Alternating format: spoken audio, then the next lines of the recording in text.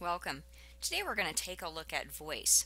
We're going to look at this short piece of writing here and we're going to evaluate it for the voice that's contained within this piece and make recommendations to the writer on areas to improve. Now, voice will encompass two particular areas. One is formality and the second is tone. So both of those are underneath of voice. Now, with formality, what you're looking for is how formal that the piece of writing is. This is dependent upon your audience and the purpose in your piece of writing. So for example, if you are writing a letter to your grandmother, that's going to have a very different level of formality than if you're writing a letter to, say, a state senator. Now with tone, your tone depends upon the purpose of the piece of writing as well as the audience too.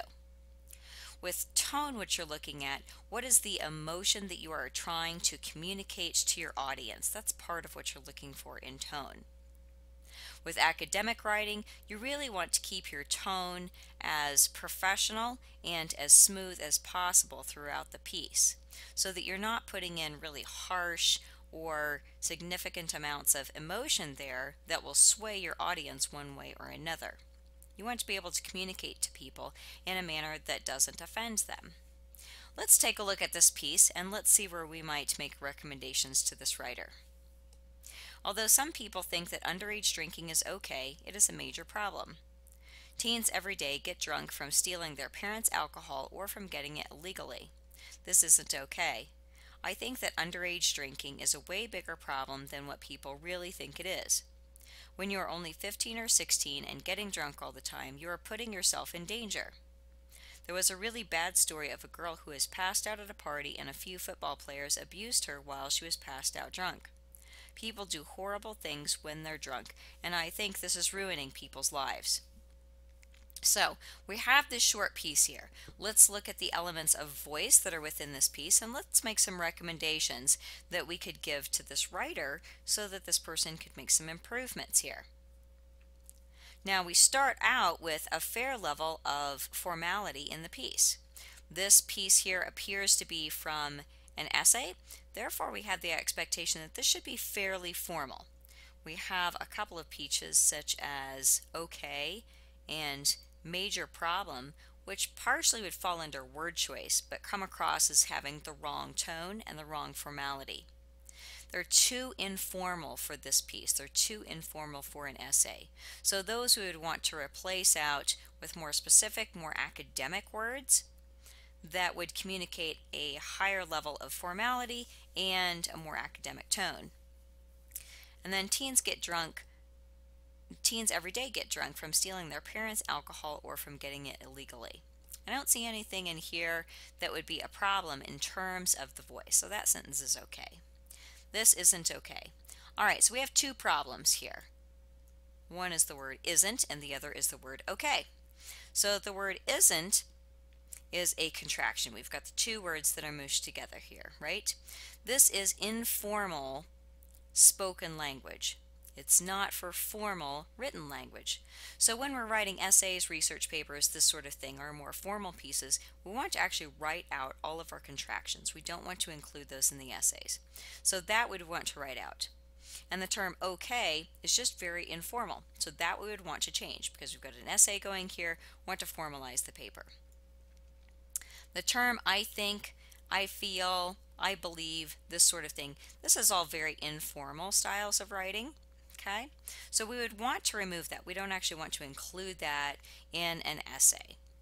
Now, if you're in elementary school, that may be the case that you would include that, but for middle and high school and even for lower level college, you don't want to use that in your formal essays.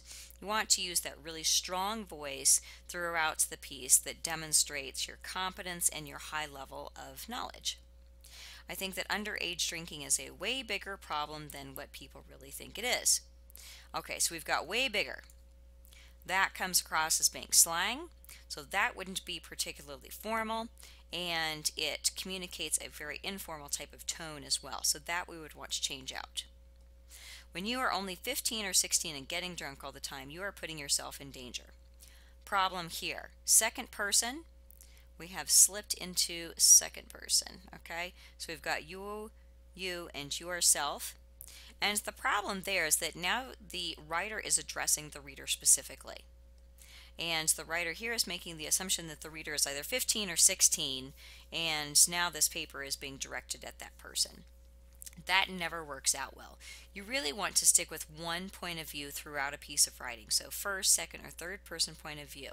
Here we've shifted from third into second person point of view, and those shifts typically do not go very well. So we want to stick with just third person point of view for essays. That makes a much stronger sense of voice in a paper. There was a really bad story of a girl who was passed out at a party, and a few football players abused her while she was passed out drunk. Okay, this sentence technically is okay. There was is a weak beginning to a sentence. Really bad story.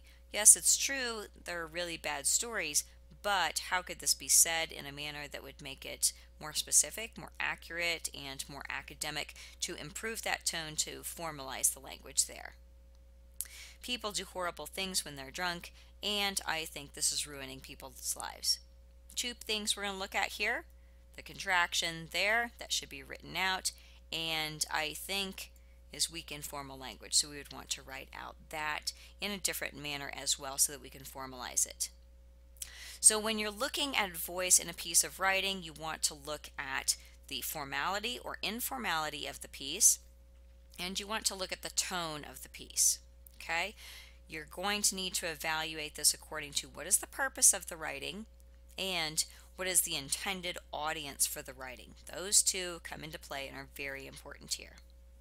I hope that this is helpful to you in your editing process, in your writing process, and I hope that this is helpful in your writing. Good luck to you.